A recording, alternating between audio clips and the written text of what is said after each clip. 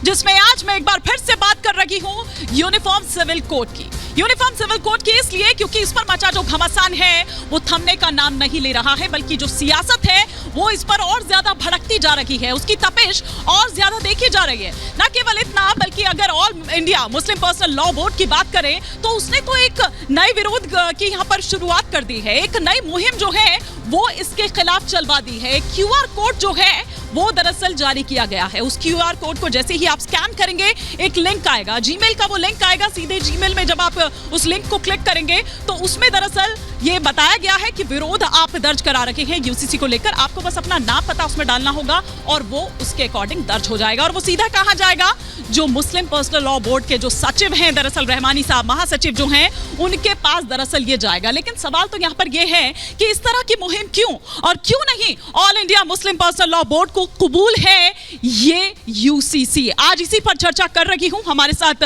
खास मेहमान भी जुड़ेंगे, उनसे भी हम बात करेंगे कि आखिर क्या बदलने वाला है ऐसा यूसीसी को लेकर। क्या धर्मों में किसी तरह का कोई बात आएगी, ये देखने वाली यहां पर बात होगी। लेकिन उससे पहले कुछ और जो जानकारियां हैं वो फटाफट से आपको यहां पर दे देती हूं यूसीसी को लेकर कि किस तरह से मुस्लिम पर्सनल लॉ बोर्ड ने यूसीसी का दरअसल विरोध किया है। All India Muslim personal law board की बात करें तो जैसा कि मैंने पहले भी आपको बताया कि क्यूआर कोड दरअसल जारी किया गया है।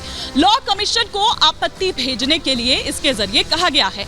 यूसीसी को धार्मिक स्वतंत्रता पर चोट की एक कोशिश बताया गया है। मुस्लिम पर्सनल लॉ बोर्ड ने कहा है कि यूसीसी का विरोध करते रहेंगे। लॉ कमीशन को जो अपना ड्राफ्ट है दरअसल एक लंबी बैठक के बाद, कई बैठकों का दौर हुआ, फिर उसके बाद 74 पन्नों का anti UCC draft law commission को भेजा गया। इस ड्राफ्ट में शरीयत के जरूरी हिस्सों का जिक्र किया गया है और यह बताया गया है कि क्यों आखिर उनको कबूल नहीं है। लेकिन अब ऐसे में कुछ सवाल खड़े होते हैं। 5 का प्रहार के वो 5 सवाल एक एक कर आपके टेलीविजन स्क्रीन पर। पहला सवाल ये कि सिविल कोड से आखिर धर्मों पर क्या प्रभाव होने वाला है, ऐसा क्या प्रभाव पड़ेगा।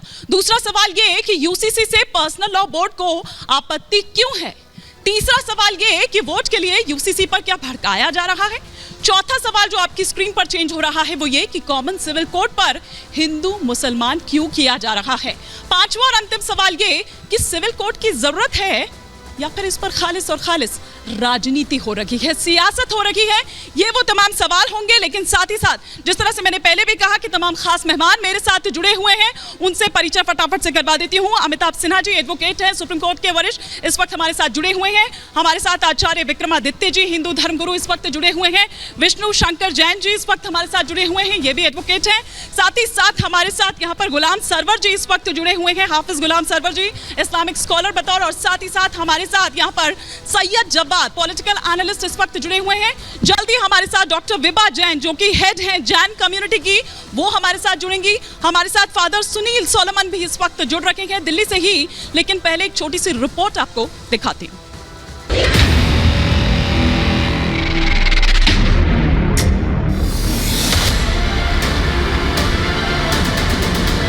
एक घर में परिवार के एक सदस्य के लिए एक कानून हो, परिवार के दूसरे सदस्य के लिए दूसरा कानून हो, तो क्या वो घर चल पाएगा क्या? फिर ऐसी दोहरी व्यवस्था से देश कैसे चल पाएगा? प्रधानमंत्री मोदी ने जो सवाल किया वो देश में चर्चा का विषय बन गया, क्योंकि इशारा यूनिफॉर्म सिविल कोड को लेकर था और इसकी आहट के साथ ही गर्माहट भी बढ़ गई। यूनिफॉर्म सिविल कोड के खिलाफ विरोध के सुर बुलंद होने लगे और मुसलमानों की रहनुमाई का दावा करने वाले मुस्लिम पर्सनल लॉ बोर्ड ने मोर्चा खोल दिया। हमारा कहना यह कि यूसीसी मिथ है, पॉसिबल नहीं है। पीसी और CrPC state to state differ करता है। जनता पार्टी इसको इलेक्शन का मुद्दा बनाना चाहती है। जाहिर है कि इसके ऊपर में जो अपोजिशन पार्टीज उनको कोई ना कोई स्टैंड लेना पड़ेगा। सभी लोग समान नागरिक संहिता पे समर्थन करें। यह समर्थन निश्चित रूप से राष्ट्र को सशक्त बनाएगा, हर व्यक्ति को समान अधिकार देगा। यहाँ विशेष अधिकार की बात नहीं बल्कि सबको बराबर के अधिकार की बात हो रही है।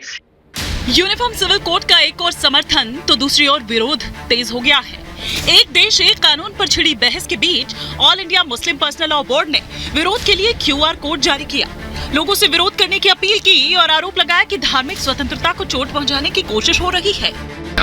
मुसलमानों को इनको मजहबी हक को छीन ले, हम इसको अल्लाह चाहेगा तो नहीं जानेंगे। सिविल कोड भारतीय राष्ट्र के एकता और अखंडता के लिए एक आवश्यक तत्व है। एक जन, एक राष्ट्र, एक टैक्स है तो अल्पसंख्यक के लिए अलग मान्यता, बहुसंख्यक के लिए अलग मान्यता।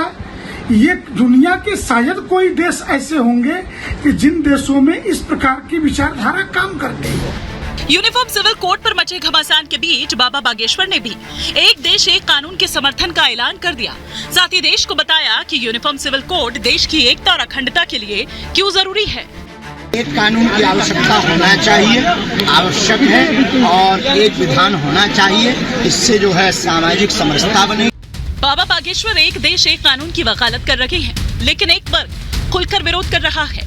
धार्मिक आजादी छीनने की कोशिश का आरोप मढ़ रहा है। ऐसे में सवाल ये है कि यूनिफॉर्म सिविल कोड से मुस्लिम पर्सनल लॉ बोर्ड को आपत्ति क्यों है। सिविल कोड आएगा तो अलग अलग धर्मों पर क्या प्रभाव पड़ेगा, और सवाल ये भी कि क्या अफवाह फैलाकर यूसीसी पर भड़काया जा रहा है। Bureau report, Republic Bharat.